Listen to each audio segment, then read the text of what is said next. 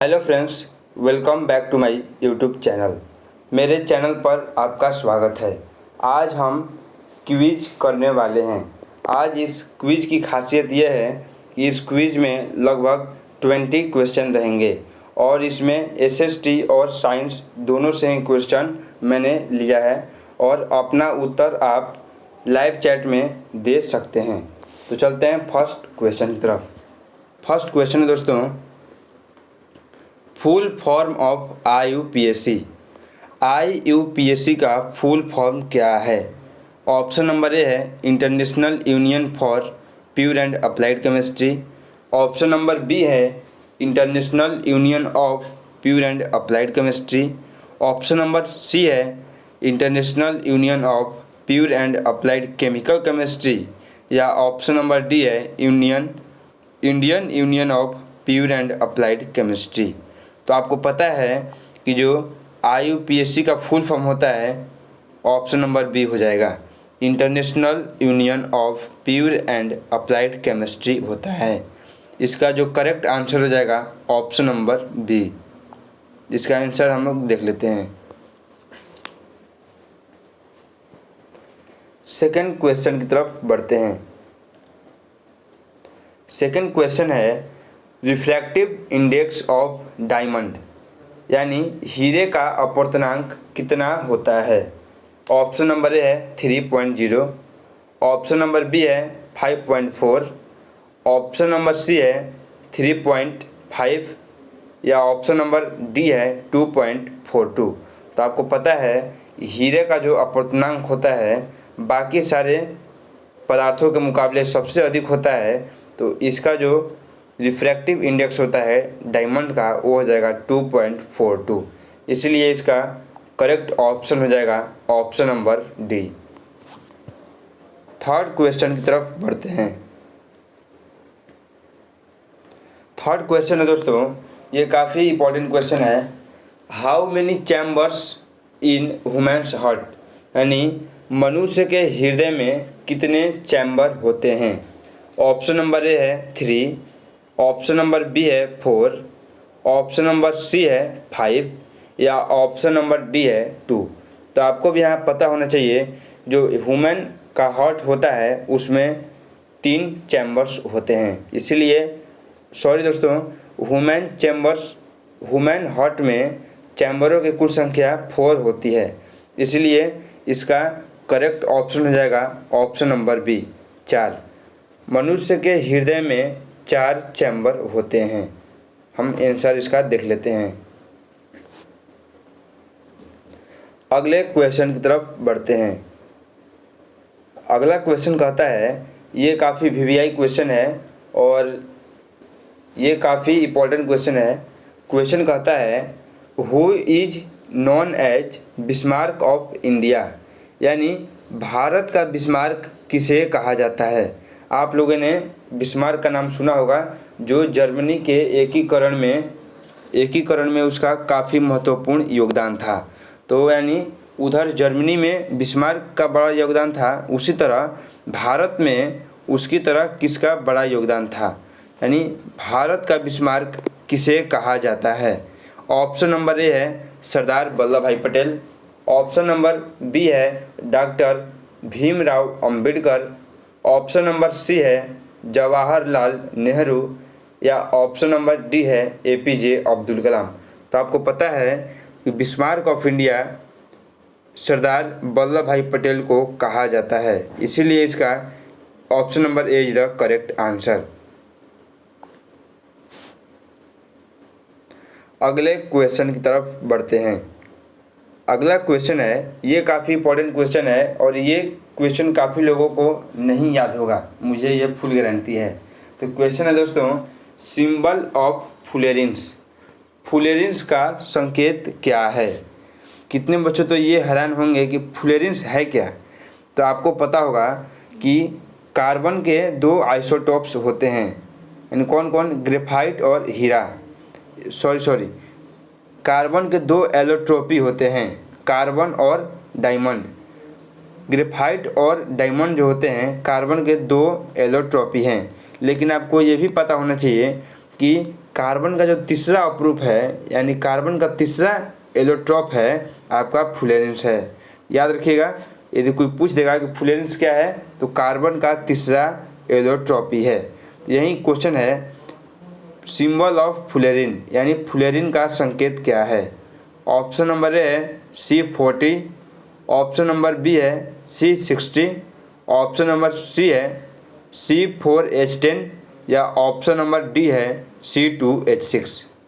तो यहाँ पे आपको पता होना चाहिए कि फ्लोरीन का जो सिंबल होता है इस आपका होता है C60। फ्लोरीन जो होता है इसकी आकृति जो होती है एक फुटबॉल की तरह होती है, यानी कार्बन 60 कार्बन को जब जोड़ दिया जाए तो एक फुटबॉल की तरह बनती है। तो याद रखिएगा फ्लोरीन का संकेत है C60। अगले क्वेश्चन की तरफ बढ़ते हैं। अगला क्वेश्चन कहता है दोस्तों, SI unit of power of lens यानी लेंस की क्षमता का क्या मात्रक होता है। लेंस की क्षमता का एसआई मात्रक इन चारों में से कौन है। ऑप्शन नंबर ए है डायप्टर, ऑप्शन नंबर बी है मीटर, ऑप्शन नंबर सी है फोकस या ऑप्शन नंबर डी है वाट। तो आपको पता होना चाहिए कि लेंस की क्षमता का एसआई मात्रक डायप्टर होता है। इसीलिए पावर ऑफ लेंस क्या होता है, पावर ऑफ लेंस का एसआई यूनिट डायप्टर होता है। इसलिए option number A is the correct answer. अगले क्वेश्चन की तरफ बढ़ते हैं। आई होप आप जितने भी क्वेश्चन किए होंगे वो आपको काफ़ी बढ़िया लगा होगा और काफ़ी आप इसका एंजॉय उठा रहे होंगे। अगला क्वेश्चन है, हु डिस्कवर्ड पीएच स्केल। आप पीएच स्केल के बारे में भली भांति परिचित होंगे कि पीएच स्केल जो होता है बीच में होता है 7 और 7 से कम आने पर इधर होता है एसिडिक यानी अम्लीय और 7 से ऊपर जाने पर आपका होता है बेसिक यानी क्षारीय और 7 पर क्या होता है न्यूट्रल यानी उदासीन। तो वही कहता है जो पीएच स्केल यानी हम लोग जो जानते हैं ये सब पीएच स्केल आखिर किस वैज्ञानिक ने दिया था। ऑप्शन नंबर ए है सोरेनसन, ऑप्शन नंबर बी है आर्हेनियस, ऑप्शन नंबर डी है चार्ल्स डार्विन या ऑप्शन नंबर डी है एंटोनी लेवोजियर। तो आपको पता होना चाहिए कि पीएच स्केल को डिस्कवर किए थे सोरेनसन, इसीलिए इसका करेक्ट आंसर हो जाएगा ऑप्शन नंबर ए सोरेनसन। आंसर देख लेते हैं हम लोग, तो आंसर सोरेनसन होगा। अगले क्वेश्चन की तरफ बढ़ते हैं। क्वेश्चन है, ये काफ़ी वीवीआई ऑब्जेक्टिव है, ये काफ़ी पूछा जा चुका है, काफ़ी बार बोर्ड एग्जाम और कॉम्पिटिटिव एग्जाम में भी ये पूछा जा चुका है। क्वेश्चन कहता है यूनिफिकेशन ऑफ इटली इन यानी इटली का जो एकीकरण हुआ था वह कब हुआ था। When did unification of Italy, Italy का एकीकरण कब हुआ था। ऑप्शन नंबर ए है 1870, ऑप्शन नंबर बी है 1871, ऑप्शन नंबर सी है 1860 या ऑप्शन नंबर डी है 1863। तो मैं आपको बता दूं इटली का एकीकरण 1871 ईस्वी में हुआ था, इसीलिए इसका जो करेक्ट आंसर हो जाएगा option number B is the correct answer. इसका हम लोग आंसर देख लेते हैं तो बिल्कुल करेक्ट है 1871। अगले क्वेश्चन की तरफ बढ़ते हैं। अगला क्वेश्चन है दोस्तों, which lens is use in myopia. ये काफ़ी इंपॉर्टेंट क्वेश्चन है। मायोपिया जब हो जाता है किसी भी इंसान को या मनुष्य को तो उसको दूर करने के लिए किस लेंस का उपयोग किया जाता है, यानी निकट, इसको हिंदी में बोलते हैं निकट दृष्टि दोष।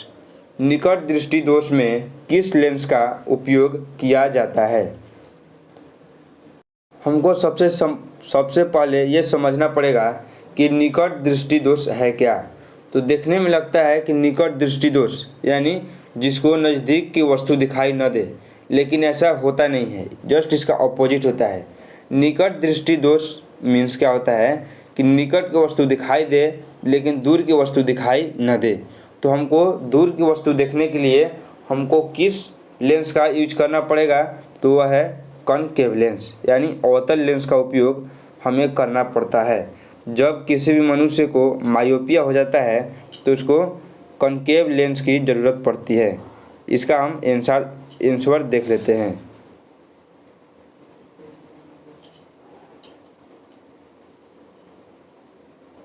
तो इसका जो करेक्ट आंसर हो जाएगा ऑप्शन नंबर ए हो जाएगा, कॉनकेव लेंस। अगले क्वेश्चन की तरफ बढ़ते हैं। अगला क्वेश्चन है दोस्तों, which disease is cause due to the deficiency of iodine, यानी आयोडीन की कमी से कौन सा रोग होता है। यदि आप कोई भी नमक खाते हैं और उसमें आयोडीन की कमी है तो उसमें कौन सा रोग हो सकता है आपको।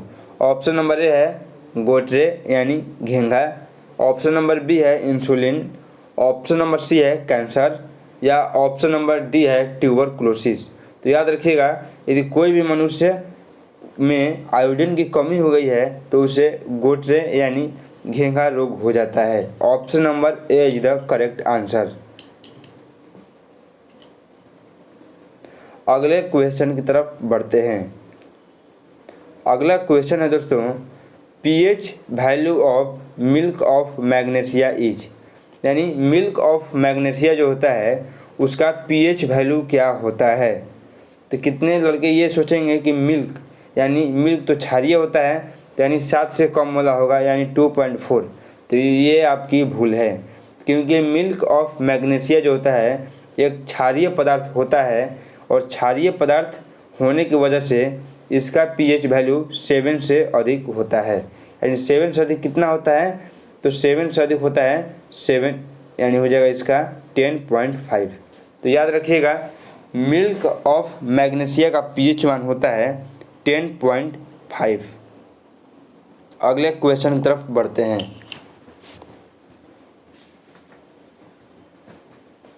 अगला क्वेश्चन है दोस्तों, which of these is known as CH4।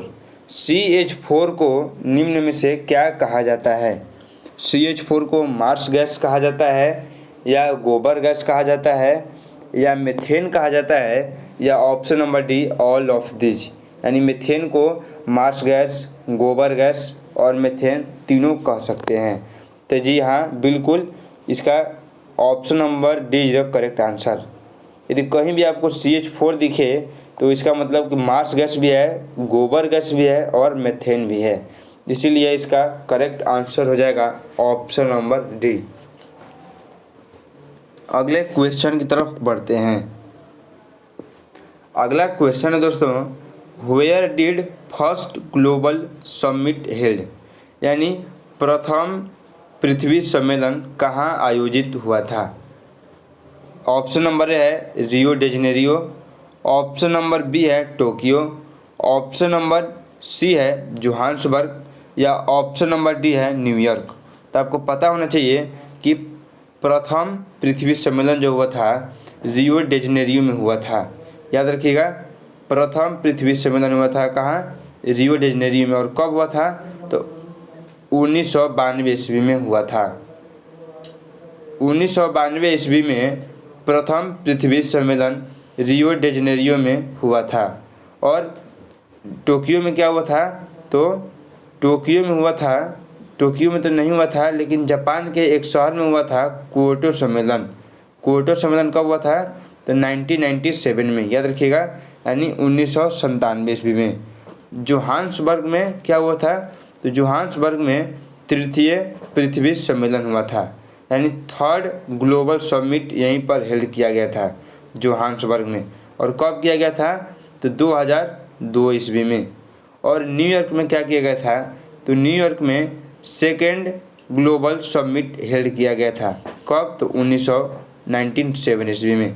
तो आई होप आपको ये सारे ऑब्जेक्टिव क्वेश्चन क्लियर होंगे और चारों को आप वीडियो पॉज करके याद कर सकते हैं।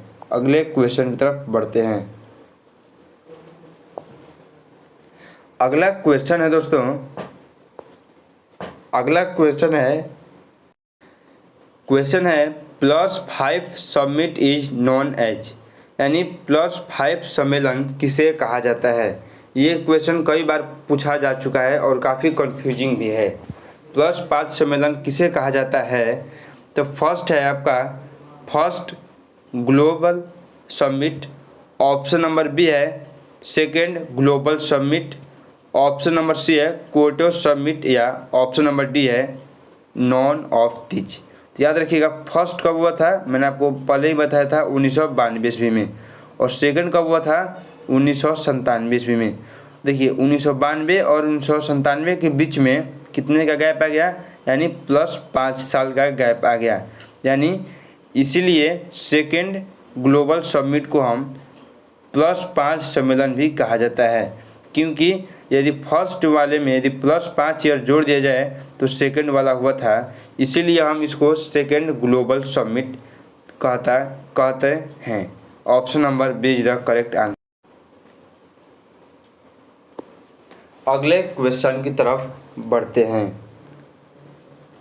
अगला क्वेश्चन है दोस्तों, फादर ऑफ जेनेटिक्स यानी अनुवांशिकी के पिता किसे कहते हैं, या अनुवांशिकी के जनक किसे कहते हैं? ऑप्शन नंबर ए है जॉन ग्रेगर मंडल, या ऑप्शन नंबर बी है चार्ल्स डार्विन, या ऑप्शन नंबर सी है कैरोलस लिनियस, या ऑप्शन नंबर डी है अरिस्टोटले या अरस्तु।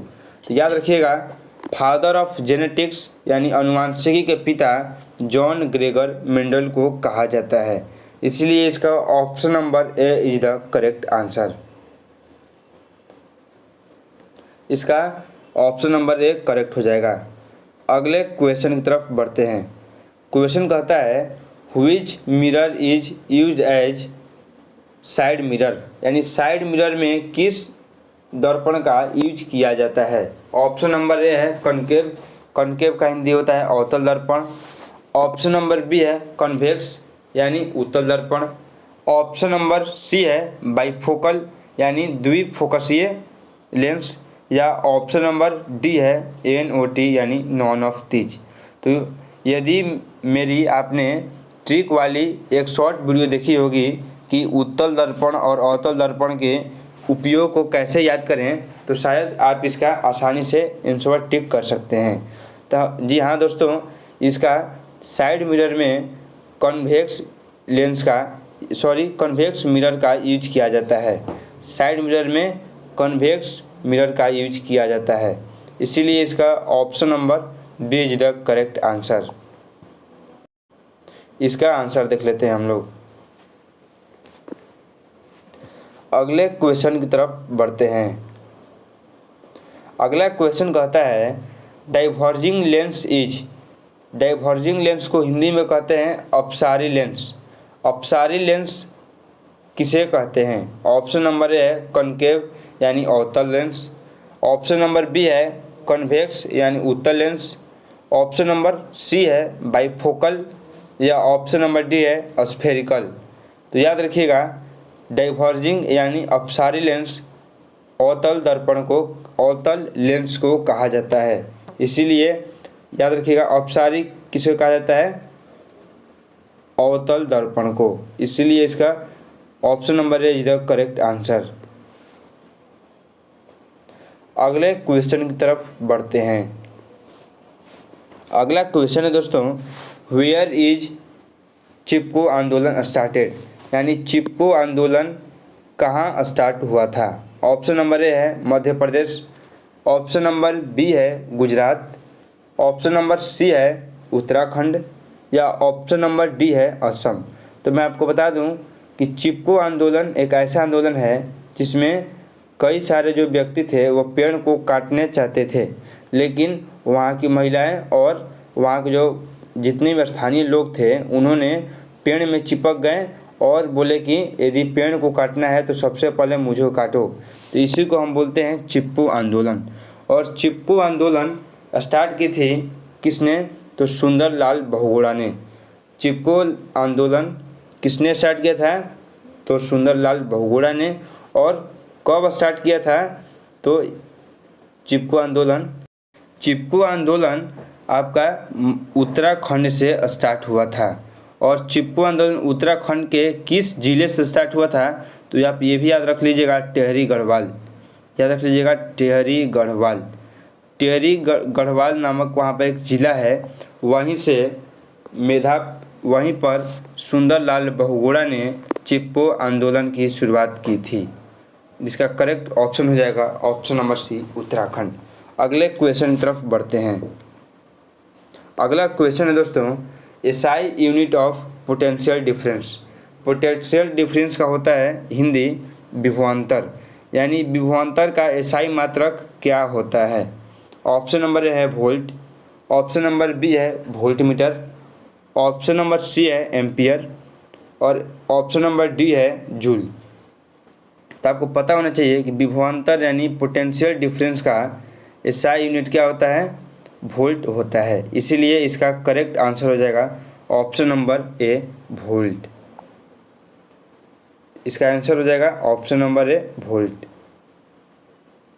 अगला और लास्ट क्वेश्चन है एटॉमिक मास ऑफ ग्लूकोज, यानी ग्लूकोज का अणुभार है। तो आपको यहाँ पता होना चाहिए सबसे पहले अणुभार निकालने के लिए कि ग्लूकोज का क्या फॉर्मूला होता है। तो इसका फॉर्मूला होता है C6H12O6। याद रखिएगा C6H12O6। और यदि आप इसका एटॉमिक मास कैलकुलेट करेंगे तो ये 180 आएगा।